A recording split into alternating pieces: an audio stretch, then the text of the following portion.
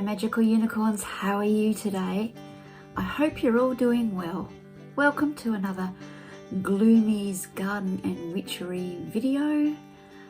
This week, because it's been raining so much, which my garden really loves, we'll be doing a kitchen witchery type of video where I'm making all these little goodies and stuff that are for my health and the health of those around me.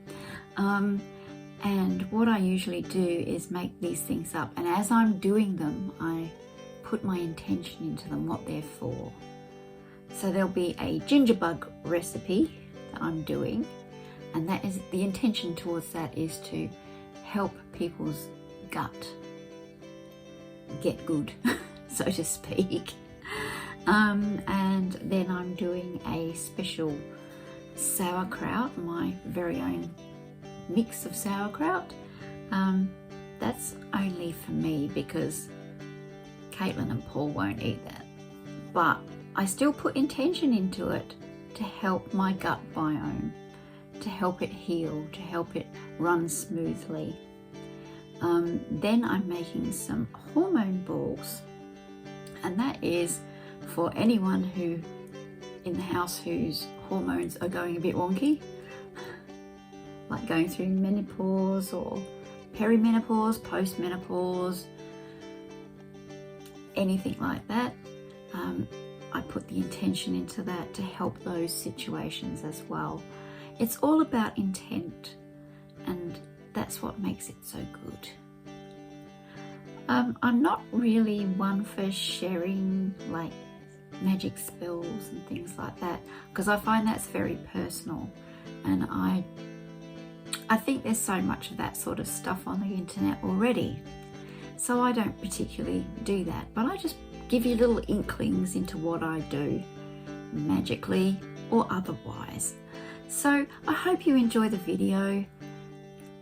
Stay till the end, hit like and subscribe if you can, because that really helps my channel.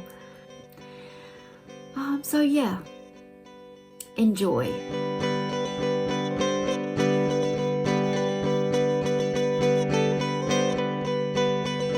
So here we're making a ginger bug. Now if you don't know what a ginger bug is, it's a liquid culture, a fermented concoction of ginger, sugar and water, and it produces a natural carbonation with beneficial probiotics. It offers a lot of health benefits, especially for your gut. It's a digestive aid, it's got an immune support, nausea relief for those who are not feeling too good or have travelling sickness. And yeah, it's really easy to prepare. So all you have to do is chop up about a tablespoon of ginger with the skin on. Make sure you wash it thoroughly. Put a tablespoon of raw sugar or raw honey. I have raw sugar at the moment because I've run out of raw honey. And some water, and you put it in a clean sterilized jar. And as I say there, leave enough room to for it to ferment, because it does bubble up after it's fermented a bit. Give it a good stir just to get all that sugar incorporated into the water. So what you're going to do then is put the lid on it and put it on your kitchen counter and leave it there for 24 hours. Then you do the same again. You put a tablespoon of ginger, tablespoon of sugar, give it a stir and put it on your counter again for another 24 hours. Then do it again, the same thing. And then you can leave it for up to 5 days. And then you strain it and enjoy.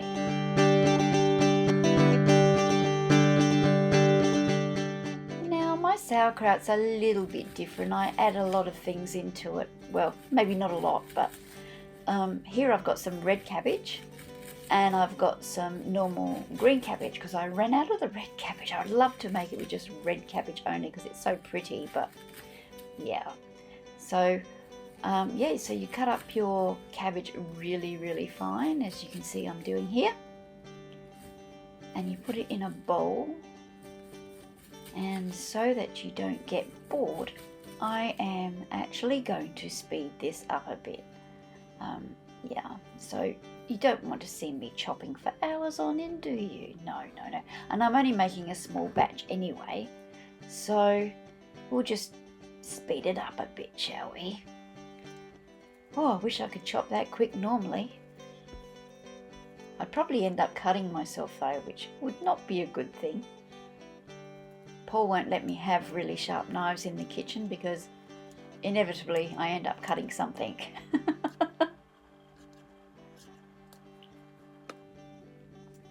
Okay, so that's all chopped up, so now we're just going to scrunch. Scrunchy. But I'll tell you what I'm going to put in there before I do start scrunching. I'm going to add my special ingredients, which is a beetroot, carrot, and an apple. Now these apples are from my tree. The beetroot and carrot are not from my garden actually, unfortunately. I'll grate them all up. Well, not grate them, we'll chop them small, and then we're going to put the salt. I've got Himalayan salt on the cabbage, and this is to extract the moisture from it. And here we go, scrunching. You want to do this for about 10 minutes. Just keep scrunching. You'll find that the cabbage will get all soft, and I'm speeding that up again because you don't want to see me scrunch for 10 minutes, do you? So yeah, I've cut the carrot, the beetroot, and I will the apple into little bits. And as you can see, it's kind of softer. There's a little bit of juice there. I don't know if you can see that. I'll just squeeze some. Yeah, see all the juice there? So that's the consistency you want. And then I'm going to add my carrots. You know, I don't know why I don't add this all at the same time, but I'm a bit OCD. I have to have one in at a time, even though it's all going to be mixed up. So next I'm putting the apple in. Yeah, I could just grab it all or just slide it off the chopping board, but no. So then comes the beetroot. I guess we all have our funny ways, don't we? So then once that's all together, I give it a good mix. And guess what? Do you know what happens next? You're right, more scrunching. Now I was going to film the next bit. Well, I thought I was, but I looked up and the camera wasn't on. So I've gone to the end bit where I've got it in a sterilised jar. I used my canning funnel to get it in there. Just move the bowl a bit so you can see. And what I'm doing is I'm using my Vitamix pulverizer. That's from my Vitamix blender. And I'm just pushing all the stuff down. As you can see, it only made half a jar. Well, not even half a jar, but that's the only jar I had available to put it in because I've used all my other jars. How can anyone run out of jars? But anyway, you pulverize it down and that brings the fluid to the top. And then what I'm going to do is I'm going to take a cabbage leaf that I left off of the cabbage when I first started chopping it up. Get that little stray bit off. I'm going to break it down so the core's not there because that makes it difficult to fold. I'm going to fold it up and I'm going to place it on top of the sauerkraut. I forgot what I was calling it then. And I'm going to push that down a bit so all the sauerkraut is under the fluid. I might even use the tamper to put that down, but I'm going to put the rest of the fluid that was in the bowl into there. Yay. Yeah, I think I'll tamper it down. Here we go. Just to make it sit a bit better. So I know that everything is under that liquid. You have to have it under the liquid, otherwise it could get a bit mouldy and we don't want that. So I'm just going to wipe the lid so there's nothing untoward growing on it. There we go. And you're going to also pop that on your counter for 5 to 7 days. Look at the colours. I wonder if that'll turn red because I've got the green cabbage in it. I usually only make it with red cabbage and it's usually red, but with the cabbage being green, but it's got beetroot, which will turn it red. You never know. I'm going to be making some hormone balls. Now these are good for pre or post menopausal women.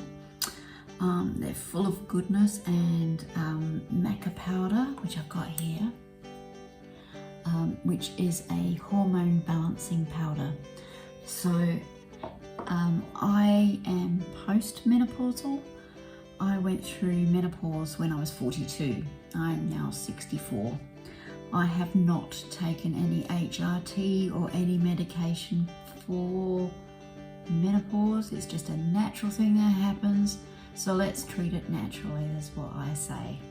So we're going to be making these balls, and yeah, I thought I'd bring you along to show you how I make them. Now in my Vitamix, you need it like a powerful blender. I've got 8 pitted dates, and to that we're going to add 1 cup of pepitas or pumpkin seeds. Pumpkin seeds are high in iron. That's 1 seed.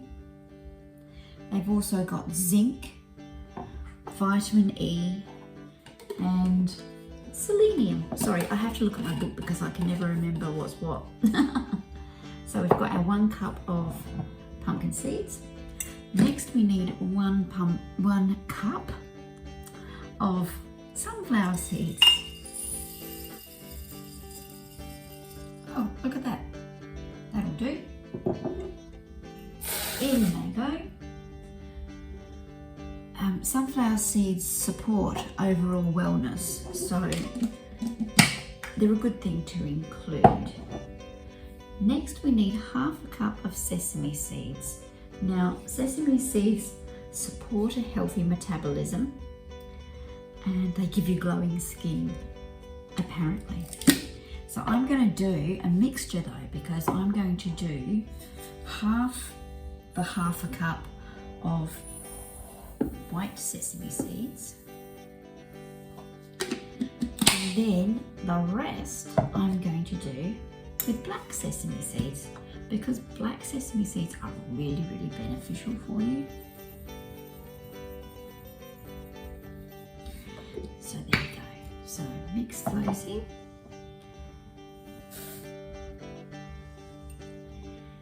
Next we need 1/2 cup of walnuts. Walnuts are good for your brain. Well, they're shaped like brains, aren't they? If you look at the nature of it, it's shaped like a brain with all the different sections. So it's good for your brain. It's good omega-3 for cellular health and vitality. There you go. Also good for your hormones.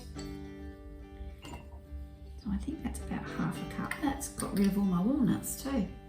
Oh my goodness, I'm going to need some things in shopping, aren't I? Okay, so we've got that. Next is 1/2 cup of ground flaxseed. I've got whole flaxseed here, but I'm going to do something a bit different. I'm not going to grind them up because, no, I'm not. I have got some LSA mix, which is linseed, which is flaxseed, sesame and almond meal. So I'm just going to do 1/2 cup of that.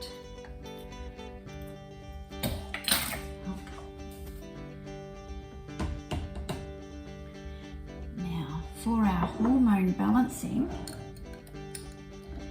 we need 1 tablespoon of the maca powder. Maca powder can be bought at a good reputable herbal shop like Happy Herbs. They sell it in packs. So I'm going to put a decent amount in there. I'm also going to put some organic cacao powder in here, just to give it a bit of a nice chocolatey flavour. So 1 tablespoon of that, a healthy tablespoon.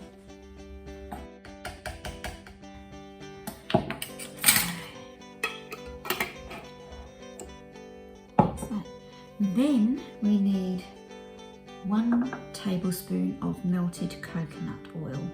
I've gone and pre-melted it because it's a cold day today, so we'll pop that in. Make sure I get it all.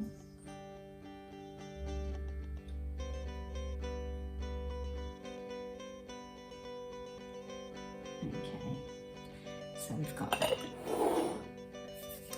Now, I will start blending in a minute, but what I'll do is I'll turn the sound down because it's quite noisy. And what we do, we blend it until it comes together. You'll see. So here we go.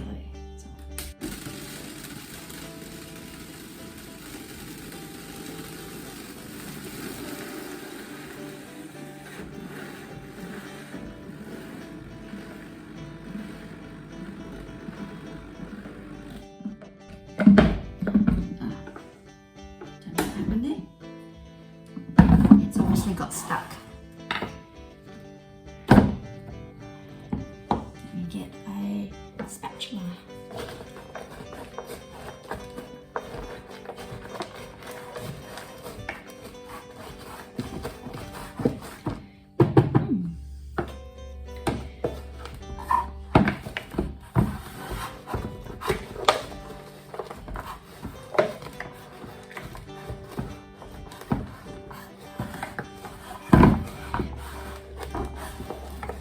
It's never done that before. Let's see if I can get it going again.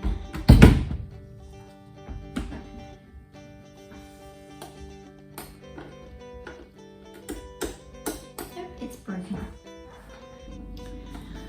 Well, my blender blew up. Yeah, it just stopped working. It overheated and stopped working halfway through blending. So I've had to scrape it all into my Breville Kitchen Whiz, and we're going to proceed with that there.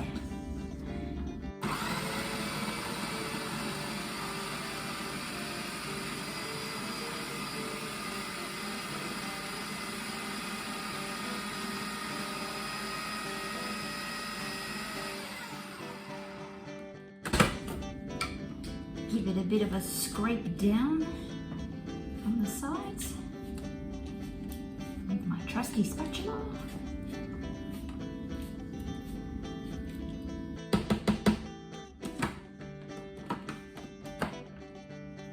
And off we go again.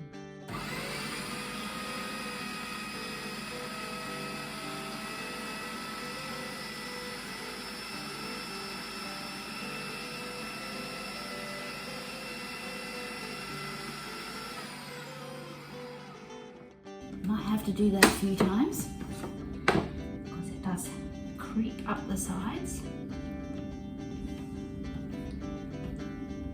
Thank goodness I've got a food processor, not a blender. I haven't got a blender anymore.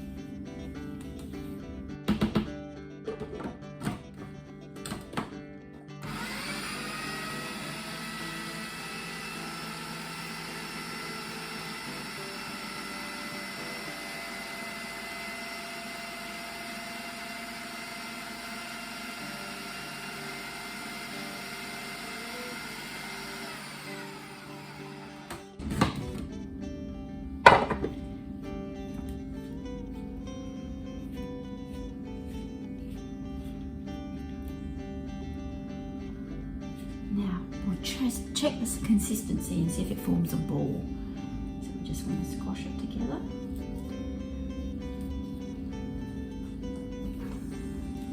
Oh, throwing it around everywhere here. No, it is not forming a ball. So, excuse me while I wash my hands.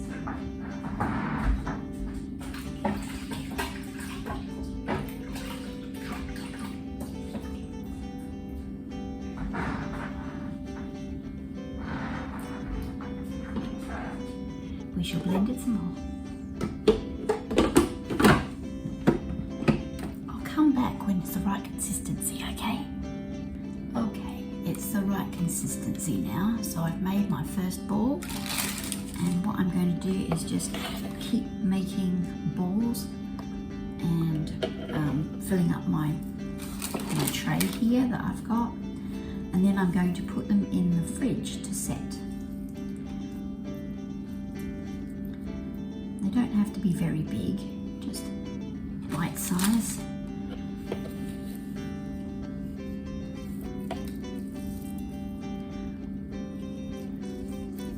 I did have to put a little bit more coconut oil in them to make them go a bit, more moist. I don't normally though, but oh well. Some ingredients absorb oil better than others.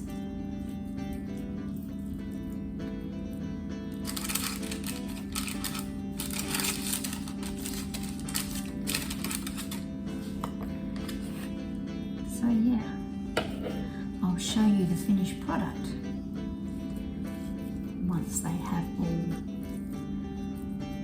set and hardened, and then I'll do a taste test as well.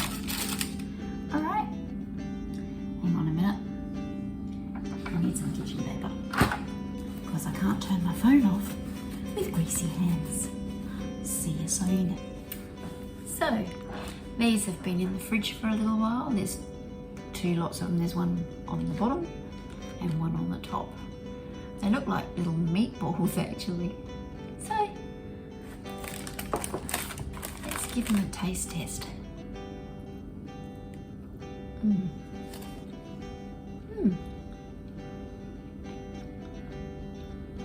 Very nutty.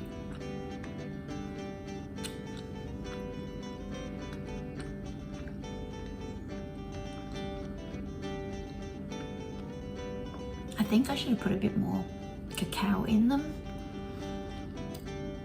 Yeah, I'm a chocoholic, so more cacao. Instead of 1 tablespoon, I think I should have chucked 3. But yeah, apparently one of these a day, 1 or 2, and it's good for your hormones. It's worth a try.